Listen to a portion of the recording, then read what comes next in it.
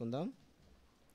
నా చిన్నపిల్లలారా, మీరు పాపం చేయకుండుటకై ఈ సంగతులను మీకు రాయుచున్నాను. ఎవడైనను పాపం చేసిన ఎడల నీతిమంతుడైన యేసుక్రీస్తు అను ఉత్తరవాది తండ్రి యొద్ద మనకున్నాడు. ఆయన మన పాపములకు శాంతికరమై ఉన్నాడు. మన పాపములకు మాత్రమే కాదు, సర్వలోకమునకును శాంతికరమై ఉన్నాడు. ఈ యోహాను రాసిన మొదటి పత్రికలో భక్తుడైన యోహాను గారు 1-2 అధ్యాయాల్లో దేవుడు మనతో చేస్తున్న సహవాసం గురించి ఆయన ప్రస్తావిస్తూ ఉన్నాడు. అంత మాత్రమే కాదు, సహవాసం అనేది, దేవునితో సహవాసం అనేది ఆయనతో ముందు సంబంధం ఏర్పడిన తర్వాత అది ఎంతో ప్రాముఖ్యమైనది. మనం రక్షణ పొందిన తర్వాత ఆయనతో ముందుగా సంబంధం ఏర్పడుతుంది. దాని తర్వాత మనతో సహవాసం ఆయన కలిగి ఉంటామన్నమాట. ఫస్ట్ ఆయనతో సంబంధం కలిగి ఉన్నవారే ఆయనతో సహవాసం చేస్తూ ఉన్నారు. కానీ మన జీవితాల్లో కొన్నిసార్లు ఆయన సహవాసం మన జీవితాల్లో కొనసాగుతూ ఉన్నప్పుడు కొన్నిసార్లు మన సహవాసం ఏమవుతూ ఉందంటే, మన అవిధేయతల వలన అది తొలగిపోతూ ఉంటుంది. అది కొన్నిసార్లు అది తెగిపోతూ ఉంటుంది. అది మరలా ఆ సహవాసాన్ని దేవుడి దగ్గర నుండి మనం పొందుకోవాలంటే కొంత సమయం పడుతుంది. అది ఎస్టాబ్లిష్ మళ్ళీ కావాలంటే కొంత సమయం పడుతూ ఉంటుందన్నమాట. అలాంటి సమయాల్లో అలాంటి అపరాధ భావంలో మనం వెళ్తున్నప్పుడు ఆయన ఆరాధించుటకు మనం సరిగా ఆరాధించలేము, ఆయన సన్నిధికి సరిగా రాలేము. ఒకవేళ వచ్చినా కానీ ఆయన ఆరాధించే తత్వం మనలో ఉండదన్నమాట. అలాంటప్పుడు భక్తుడైన యోహాను గారు, మీరు భయపడాల్సిన అవసరం లేదు, నేను ఈ మాటల ద్వారా మిమ్మల్ని బలపరుస్తానని 2వ అధ్యాయం 1-2 వచనాల్లో మనకు తెలియజేస్తూ ఉన్నాడు. ఏమంటున్నాడంటే, నా చిన్నపిల్లలారా, మీరు పాపం చేయకుండాటకై ఈ సంగతులు మీకు రాయిచున్నాను. ఎవడైనను పాపం చేసిన ఎడల నీతిమంతుడైన యేసుక్రీస్తు అను ఉత్తరవాది తండ్రి యొద్ద మనకున్నాడు. మన యేసుక్రీస్తు వారు ఆ కుడిపార్శ్వమందున కూర్చొని మన కోసం విజ్ఞాపన చేయటమే మాత్రమే కాదు, కానీ మన కొరకు ఒక ఉత్తరవాది, కింద ఫుట్ నోట్స్లో ఆదరణకర్త అని ఉంది. అదే ఇంగ్లీష్లో అయితే అడ్వకేట్ అని ఉంటుంది. అడ్వకేట్ అనగా న్యాయవాది. ఆయన మనకు ఒక న్యాయవాదిగా ఉండి మన పట్ల ఆయన వాదనలు జరిగిస్తూ ఉంటాడు. ఒక విజ్ఞాపన మాత్రమే కాదు, ఆయన మనకు వాదనలు కూడా జరిపిస్తూ ఉన్నాడు.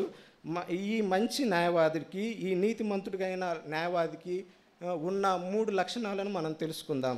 మొదటిగా ఆ న్యాయవాది యొక్క లక్షణాలు, మొదటిది ఏంటంటే, ఆయన కోసము మనం ఎదురు చూడాల్సిన పని లేదు. ఎందుకంటే మనము తండ్రి అని ఒక్కసారి ఆయనకు మొరపెట్టినప్పుడు ఎమ్మటే ఎస్ అని సమాధానం చెప్పే దేవుడుగా ఉన్నాడు.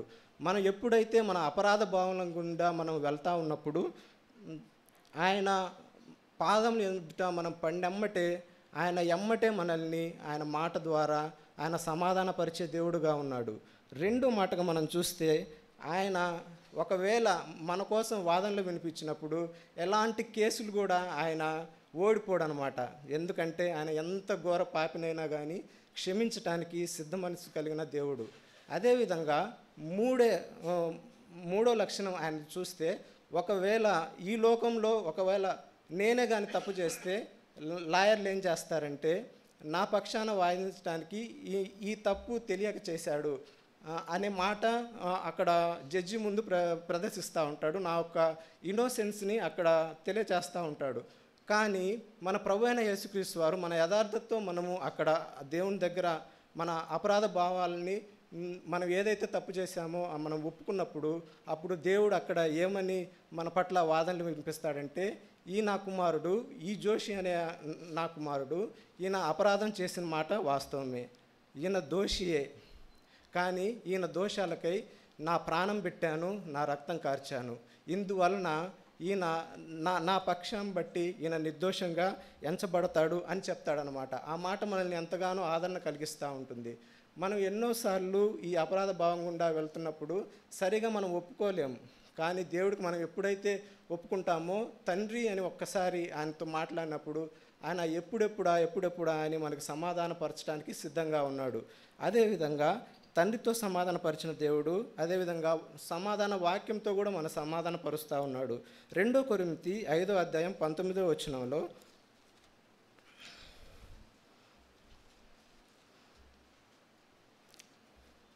దేవుడు వారి అపరాధములు వారి మీద మోపక క్రీస్తునందు లోకమును తనతో సమాధానపరుచుకొనొచ్చు ఆ సమాధానం అనే వాక్యమును మాకు అప్పగించెను.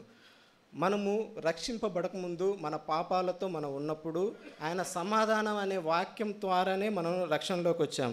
ఆయన వాక్యం మన దినదిన జీవితాల్లో మరలా మనం చేసే పాపంలో మరలా మనం వెళ్తూ ఉన్నప్పుడు ఆయన వాక్యం ద్వారానే మనతో మాట్లాడి మనల్ని సమాధానపరుస్తూ ఉన్నాడు.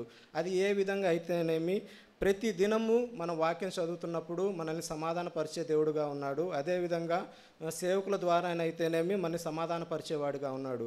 మొదటిగా తండ్రితో సమాధానపరిచే దేవుడు, రెండవదిగా ఆయన వాక్యంతో మనల్ని సమాధానపరుస్తూ ఉన్నాడు. మూడవదిగా మనం పదే పదే చేసే ఈ పాపాలను బట్టి ఆయన ఎంతో కన్నీరు కాస్తూ ఉన్నాడు అనమాట. అంత కన్నీరు కార్చే దేవుడు కూడా మనం ఒక్క మాట ఆయన పాదాలు ఎదుట పడినమ్మటే ఆయన ఎమ్మటే మనకి సమాధానాన్ని అనుగ్రహించడానికి సిద్ధంగా ఉన్నాడు. ఎందుకంటే మనం రక్షణ పొందిన తర్వాత మనము అనుకోకుండా కూడా మనం పాపంలో పడిపోయినప్పుడు అవి తెలిసి చేసిన పాపాలు, అది ఒప్పుకొని విడిచిపెట్టిన పాపాలు, దానికి దేవుడు ఎంతో దుఃఖపడతా ఉంటాడు. అదే నువ్వు రక్షణ పొందకుండా నువ్వు ఎంత పాపం చేసినా దీంతో దేవుడికి ఎటువంటి సంబంధం లేదు. ఒక సంబంధం కలిగి ఉన్న మనము పాపం చేసినప్పుడు ప్రభువైన యేసుక్రీస్తు వారు ఎంతగానో దుఃఖపడతాడు.